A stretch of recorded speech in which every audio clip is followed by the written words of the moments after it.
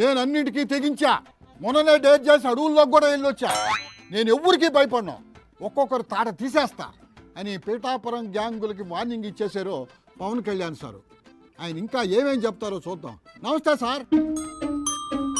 ఏం ఎదుగుతున్నారు సార్ ఫోన్లో? సో ఏంటి ఎత్తుకుతున్నారంటే ఫోన్లో నాకు పిఠాపురం నుంచి చాలా కంప్లైంట్స్ వచ్చాయి. మీరు ఎమ్మెల్యేగా ఉండే పిఠాపురంలో కంప్లైంట్స్ చదువుదాం మేడం. ఒక్కొక్కటిగా చదవండి సార్. పిఠాపురం పట్టణంలో చిల్లర దొంగతనాలు పెరుగుతూ ఉన్నాయి. అవునా? ఏదైంది అది? పిఠాపురంలో చిల్లర దొంగలు ఉన్నారా?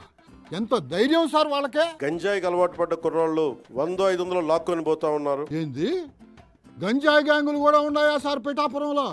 ఓయమ్మో! దొంగతనం చిన్నదే కావచ్చేమో కానీ ఊళ్ళల్లో నోటి మాట ద్వారా దొంగతనాలు పెరిగాయి అనేది మొదలైతే పవన్ కళ్యాణ్ వచ్చి దొంగతనాలు పెరిగినాయంటే చాలా దరిద్రంగా ఉంటుంది. అవును సార్, అది కూడా ఒక పాయింటే.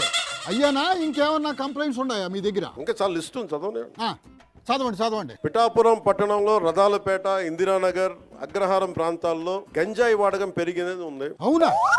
మీరంటే పిఠాపురంలో చిల్లర దొంగలకి గంజాయి గ్యాంగులకి బొత్తిగా భయం లేకుండా పోయింది సార్.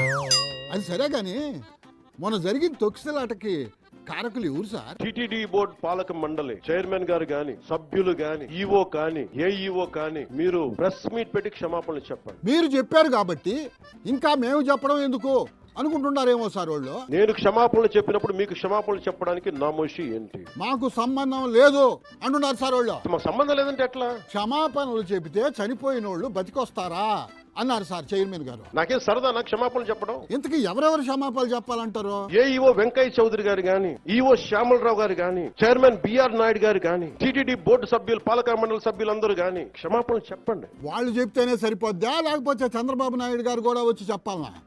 డిప్యూటీ సీఎం అయిన మీరే పెద్ద మనసుతో క్షమాపణలు చెప్పినప్పుడు సీఎం కూడా చెప్పాలి కదా. ఒకసారి బాబు గారిని కూడా అడగండి సార్ క్షమాపణ చెప్పమని. ఏమంటారు చూద్దాం.